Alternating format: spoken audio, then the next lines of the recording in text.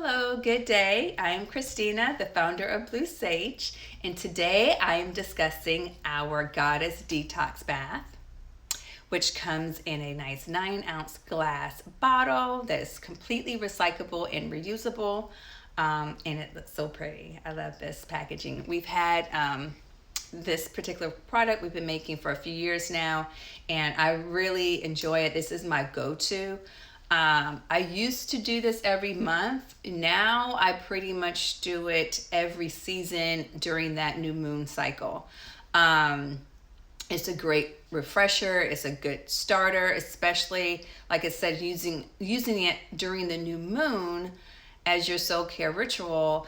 It helps cleanse and detoxify, but also welcome in the new energy that you are manifesting. So like I said, it gives you a good clean slate.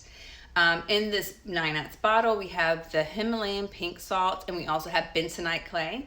Salt and bentonite clay are great for using to cleanse, to purify, to detox. And let me tell you, it does that. Again, this is a detox bath for your inner goddess. You will have things like moving physically, but also metaphysically. We'll get into that a little bit later. Right now, I'm just discussing the ingredients. So that's what comes in the bottle. Then in a little pouch, I do have a tea bag, which is organic cotton tea bag with dandelion leaf and green tea blended in. Also, you get a little vial of all natural organic lavender oil and rosemary essential oils. In here, again, this is enough for about 3 baths. Some people do want to use this whole entire thing for their bath. That's up to them, but I do get at least 3 baths out of this one 9-ounce jar. It also comes with 2 crystals, 1 rose quartz, 1 clear quartz. And then last but not least, a rosemary sprig from my personal garden. Now, how do we prepare our space for the ritual bath? First things first, I like to clean my bathroom. I clean the towel, the tub, the floors, the toilet, the counter, the sink. I even will wipe down the walls from time to time if I feel led to do so. Once I physically have cleaned my space, my restroom, I then, of course, light some sage, light some smudge or some Palo Santo to energetically clear and cleanse out the space and prepare it for this practice. Then I light, of course, some blue sage candles. If you don't have any blue sage candles, I definitely recommend still using vegetable-based candles. It's a cleaner burn, it's better for you, and it's better for the environment. Much better than the conventional candles using paraffin wax. So after I've set up my sacred space and it's nice and cleansed and it's ready, candles lit, sage or smudge, burning, I then go into the kitchen and I heat up about 2 quarts of water in a pot. And the pots, like the dishes that I use for my soul care practice, I don't use for cooking. I use it specifically for my soul care practice and my rituals. So in that, I boil about 2 quarts of water. And once it comes to a full boil, I move it off the burner and I pop in the tea bag. Put the tea bag in, I let the string hang over, let it steep with the lid on top for about 20 minutes. Once it's completely steeped for 20 minutes, I then remove the tea bag and I put it on the counter with like some parchment paper or even like a paper towel on the windowsill so it can dry completely out. Once it's completely dry, it might take a couple of days for it to be completely dry. I then package it and put it up until I'm ready to use it again, or you can put it in the refrigerator. I would still put it inside of a reusable bag. Then, so now our tea is made. Go back into the bathroom. You run your water. As you're running the water, you pour your tea blend that you just steeped, that pot, into your bath as well. Um, I set my intentions, which I forgot to say that. You do set your intentions first for your bath before you even run the water. Even saying your affirmations while the water is running is another good practice to have, because water has memory. I know you've heard of the many stories about the plants that when you speak to it and positively, how it grows and it flourishes, and then the plant that you say negative things to, or even being neglected, it doesn't grow as well, or even at all. That same thing can kind of go with water. Water has memory, just like, our body is made up of, 70% water. Our globe is made up of 93% water, I'm pretty sure.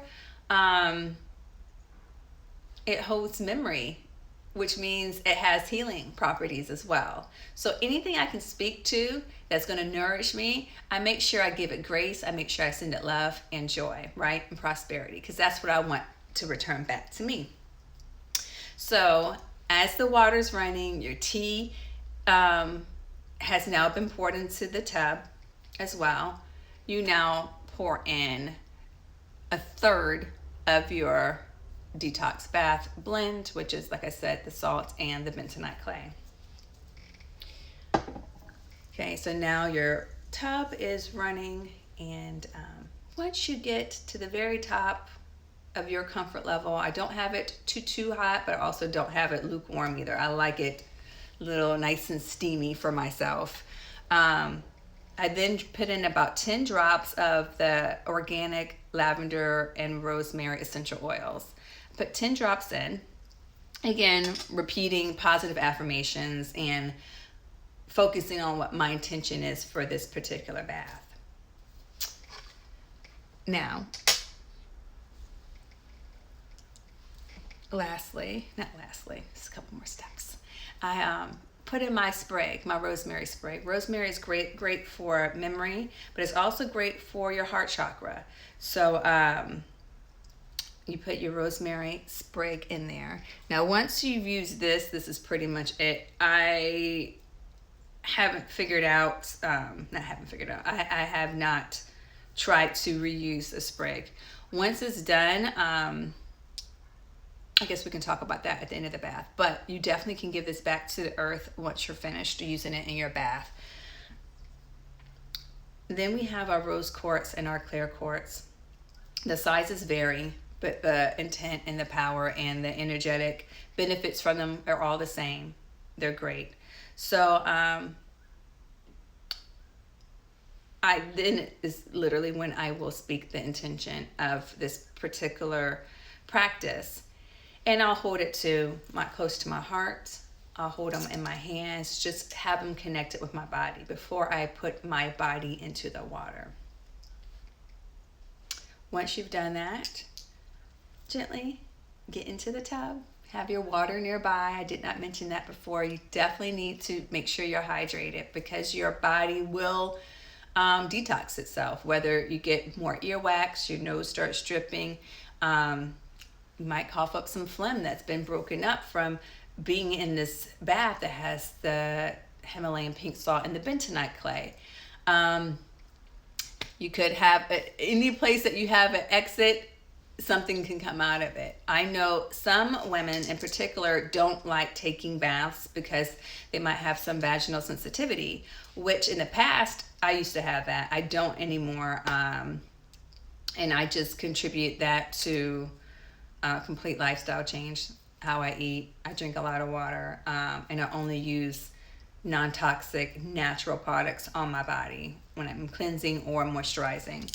So I don't have any issues, but for those that are a little hesitant and using it because they have a sensitive vaginal area, you can also use this bath as a foot detox. You don't have to actually sit in it if you're not comfortable with it. You can do the same thing for your feet and have very similar benefits to it. So that is that, I think, as far as like prepping for it. You definitely need to make sure that you drink lots of water before during and after. Like I said, your body is flushing. You're not just flushing, physically, you're flushing spiritually as well, and energetically. So you want to make sure you're hydrated, so whatever your body is filtering out, that it already has something in it that's going to replenish. I do not carry my cell phone into my bathroom while I'm doing this.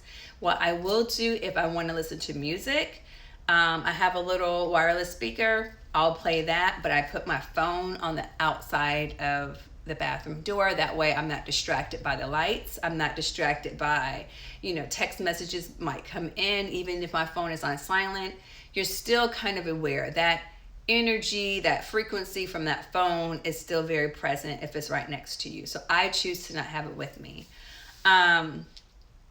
Honestly, when I used to do this, I used to read, or I used to journal. I don't do any of that anymore.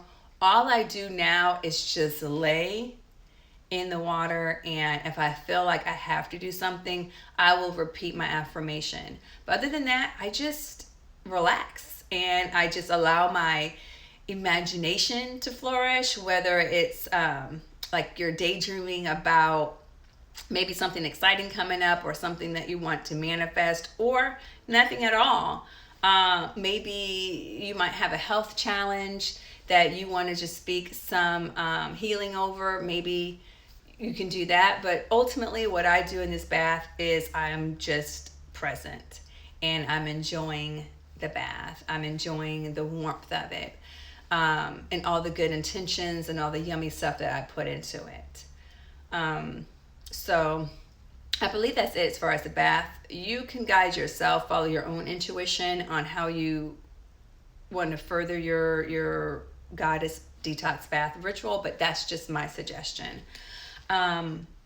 Once I'm done, I stand up and get out of the tub before I release the water. Make sure you grab your crystals and whatnot, take them out of the water.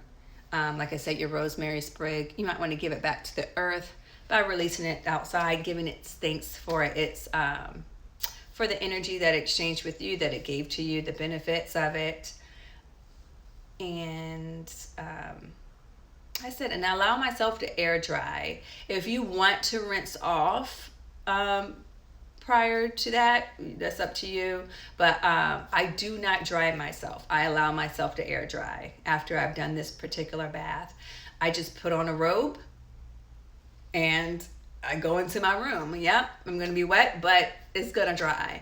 But I do that because I'm not trying to wipe away what I just did, And it's just something that I've just always done with intuition. So anyways, I believe that's it. If you have any questions or any feedback, feel free to leave a comment, send a message.